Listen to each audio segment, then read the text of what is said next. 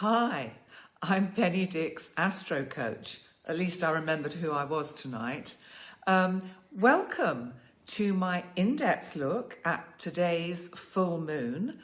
And if you have a view of it, I don't think I can actually show it to you very easily, but it's really rather beautiful tonight because it's kind of keeps being merged with clouds. So it's got a very cold moon look about it, because this moon is actually called the cold moon. I really can't think why, except that it's midwinter in the Northern Hemisphere. So anyway, this full moon is in Cancer. And Cancer, of course, is very much about mother, family, nurturing, caring, and very much about nurturing ourselves as well as others. And sometimes, oh, here's Astropus, he is here, but I think he's on the move, so I'm going to let him do what he wants to do. But so this full moon, it's kind of 29th, 30th, because it was actually here in Europe, it went full at about 4 o'clock this morning. So the energy will have been felt mostly in the last 2 to 3 days. So by now, you should now be feeling a little bit of a kind of easing of those energies, although what's unfolded over the last few days will kind of play out for the next couple of weeks. So let's look at this full moon, because it's, you know, it's the last moon of 2020. I don't need to go into what 2020 has been about, because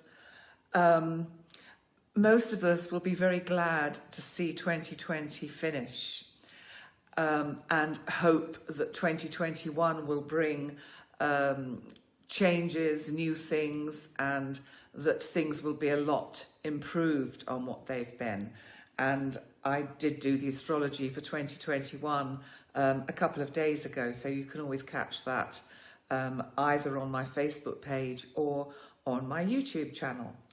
So this moon basically has Uranus in Taurus is making a very gentle aspect to this Cancer moon, which is good, because Uranus is our planet of surprises and unexpected events.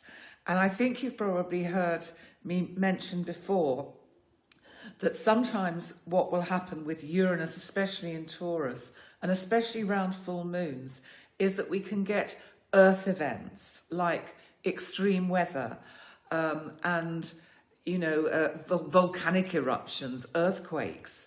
Now, interestingly, in the few days that have led up to this moon, I believe the UK has had some quite extreme weather conditions in terms of flooding and snow and what's to be expected, of course, at this time of year. And interestingly, there was an earthquake in, I think it was in Croatia, but I'm pretty certain it was Croatia. And I know it was felt as far away as Vienna in Austria, which is really quite interesting. And that was either yesterday or the day before. So I think because it's a sextile, which means it's a gentle aspect, it's avoided this moon's energy creating anything more dramatic. Now, we've got to remember that my big boys, Saturn and Jupiter, are still conjunct in Aquarius. And again, I did a video about the energy of that Saturn-Jupiter conjunction in Aquarius about a week ago. So you can check that out too. But we will still be within the energy of that. So the whole configuration for this particular full moon is very much about, it's looking at whether we've mastered the lessons of 2020. Because we've really been put through the mill this year. And I always get a feeling that it's fallen, you know, the world, the population of the world have fallen into kind of almost like two camps. The group of people who have gone, okay, hey, this is happening. I'll just go with it. I'll do what I can to take care of myself. I will adapt. And then there have been the group of people who have gone no and really fought very strongly against it.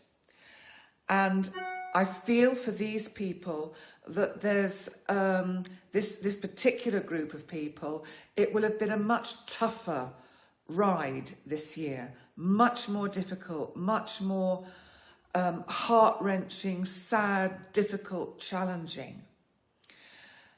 Now, coming back to the Cancer full moon, it's also very much about our emotions, how we feel.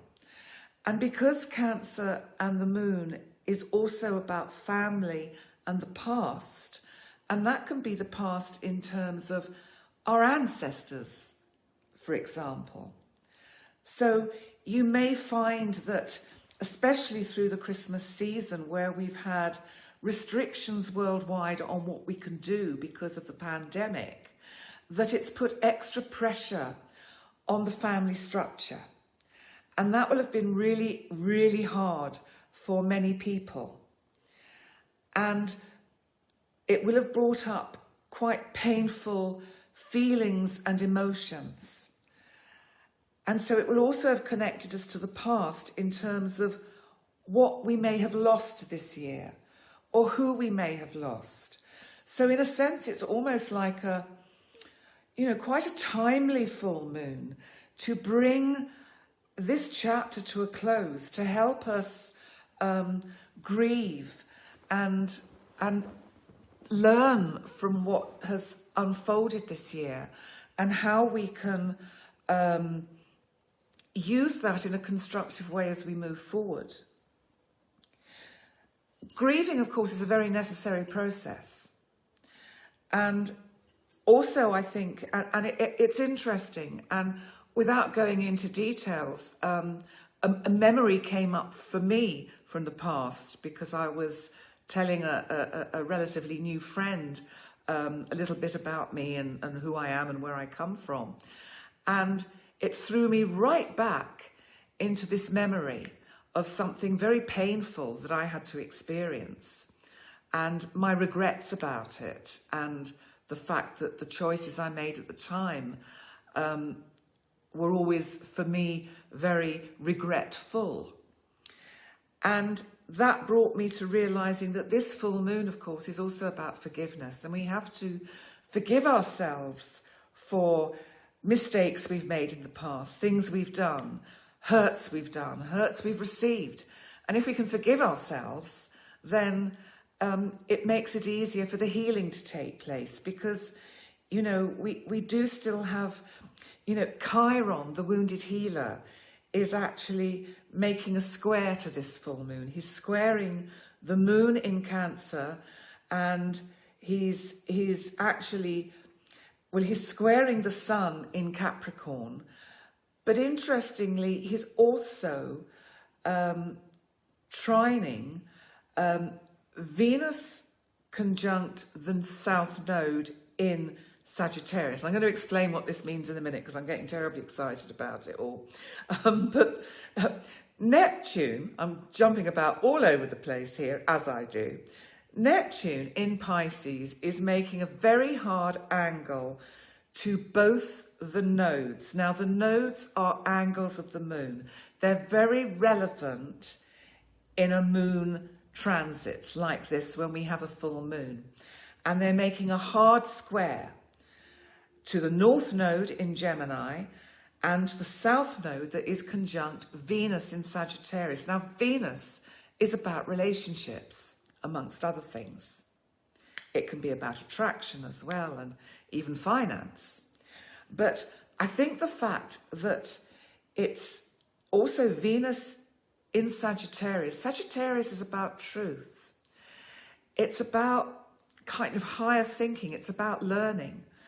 And the South Node there is telling me that this is what we've brought in through this year, and somehow it has to be healed. And the North Node is showing me that the way out, because the North Node is in Gemini, and for the full moon chart, it's actually in the 7th house of very important close relationships. This is telling me that the way out is through talking, is through communicating, is through forgiving ourselves for past mistakes, forgiving others, for finding ways to really kind of bring healing to family wounds that may have been there for a long time. And I think if we've learned one thing this year, we've really learnt how to value our time and our time in the present. And that when we've had difficulties and issues with family members, we've had rifts, we've had, never darken my door again, and all of this kind of, terrible kind of stuff that goes on in families. This full moon is giving you a chance to heal that. Okay, that's really what I feel. And the energies of this full moon are kind. They're helping it. They're helping you to confront difficulties with members of the family, maybe members of the family who have been estranged. And because Uranus is there in the mix, making a lovely, a lovely trine to the sun in Capricorn, it's like saying, you might be surprised. If you actually make the first move to, say, an estranged family member, you might be surprised at how well that goes, because this is a moon that says things that, can go really well. And so maybe a really good way to think about kind of doing something good for this year, to try and bring some good out of it, is to actually reach out. And not only to family members that may be estranged or you've fallen out with, but also we have a lot of friends who are like family. And we may have been a bit distant, or because of lockdowns, we've just become kind of remote from them. So maybe it's actually a good time to reach out and just reconnect. So this is a powerful moon. It's a good moon in many ways to bring closure to 2020. Because bearing in mind tomorrow is the 31st of December, so we have New Year's Eve. So I'm going to leave the full moon for now, and I'm going to tell you, and I'm going to come back to that in a minute, because I'm just going to give you an idea of the energy for tomorrow night, because I thought this could be interesting to look at, to actually look at an event chart for midnight tomorrow.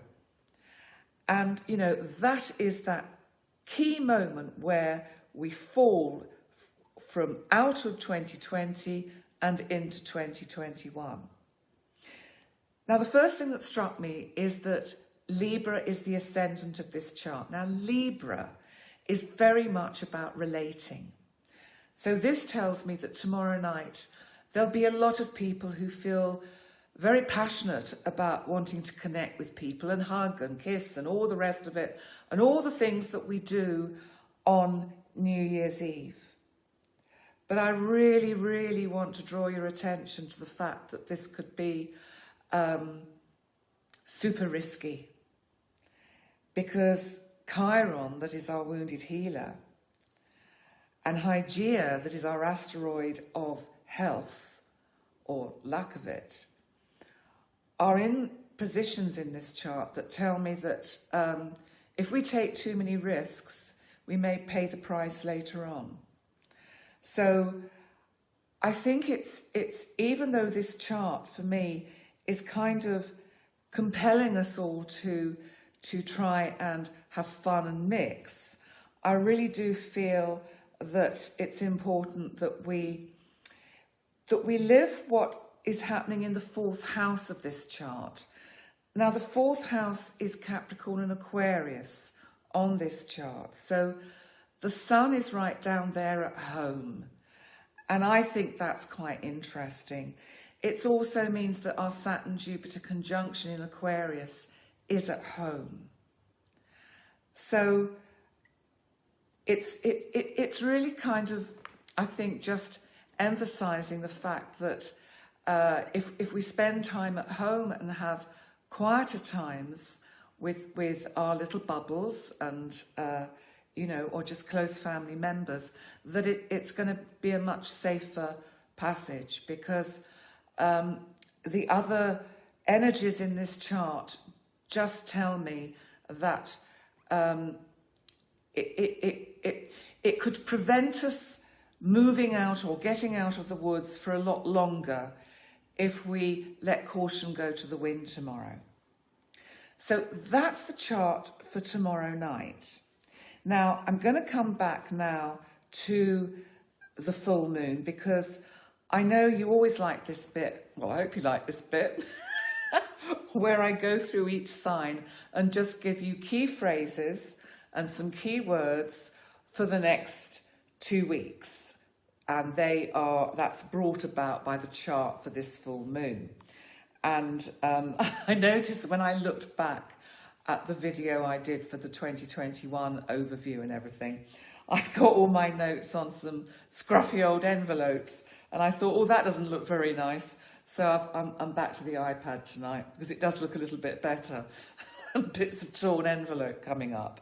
So anyway, okay, so first of all, let's go to you, Aries. Well, Aries, I think I need a drink before commencing. So Aries, there are going to be unexpected family developments, and it can cause changes in your job, your career, your location, but that's the energies that are around from this full moon for you. Now for you, Taurus, it's about thinking outside the box. And if there's something that you're very passionate about it, or thinking very passionately about, then now's the time to just start setting in place some of the key kind of words. Maybe you need to brainstorm an idea you've got. I would use the next 2 weeks to do that. Big sheet of paper, not an iPad or a laptop, big sheet of paper, big thick pen, and write down keywords or brainstorm words of what you think this project is that you've got bubbling away in the back. Gemini, for you this full moon is more about your finance, and very much because it's the moon, it's telling me that you need to use your gut intuition about your finances, and also finances that you may have invested or or joint finances, because sometimes Gemini, and I think I've mentioned this before, you can get very cerebral and you think too much in your head.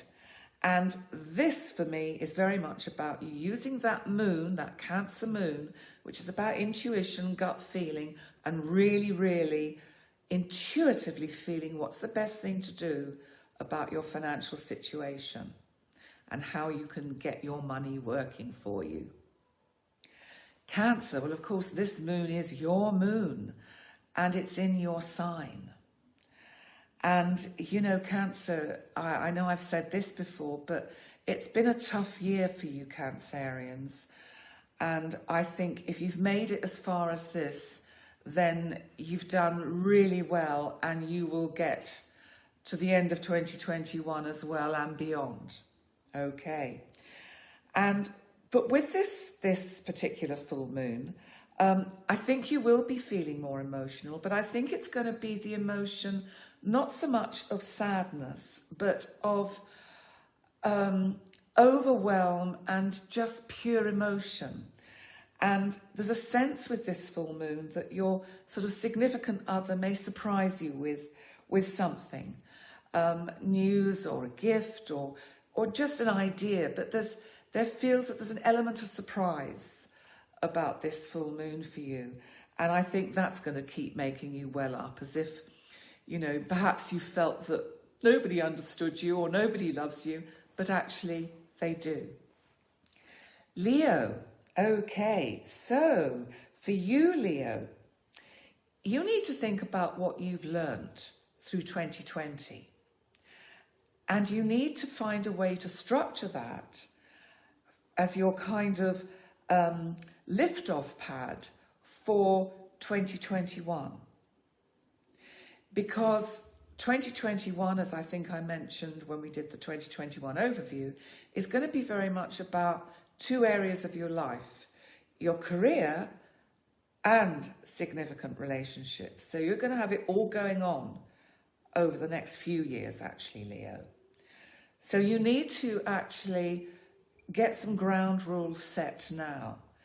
And I think you're going to be having some quite innovative ideas of how to also think outside the box and think of different and alternative ways to structure the way you live to link in with your, close partners.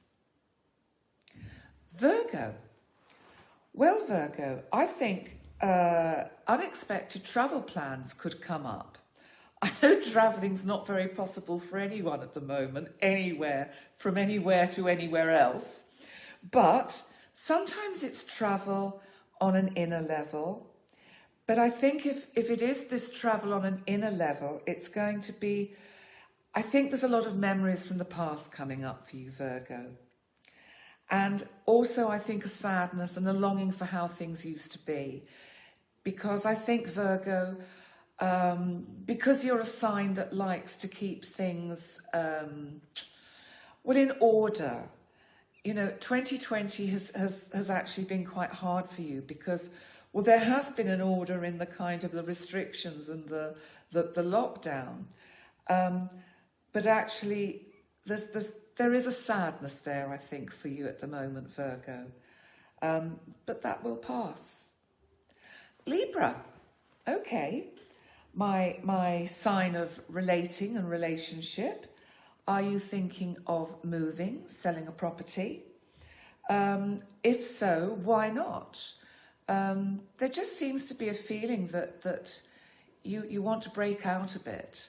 And there's nothing wrong with that. It's logistically, of course, based on whatever's going on with the pandemic, I can't possibly tell you how soon you can break out. I just think you very much do want to break out, Libra. Let's move on to Scorpio. Scorpio, it was very simple for you because there seems to be a very cut and dried decision that you're going to make, which could be with regard to relationships. And the decision you make, Scorpio, I think will be surprising for you and probably surprise quite a few people around you. Sagittarius. Well, for you, I really got a feeling of extraordinary transformation and that somehow there will be a big shift with this full moon, as if you really will be closing a door on the past with this Cancer full moon. And it will really help you to move forward. Capricorn, this is a full moon for you about family, about close family relationships and also close one-to-one relationships.